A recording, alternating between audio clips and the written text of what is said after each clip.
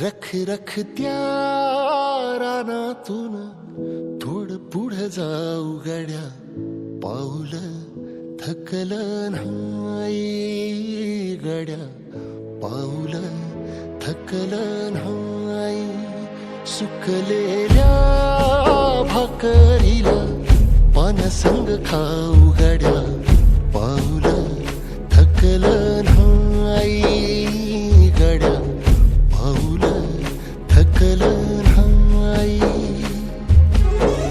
झालो बरबाद जरी बसला घाव उरी, कलेची आग सार जाळून विजाईना.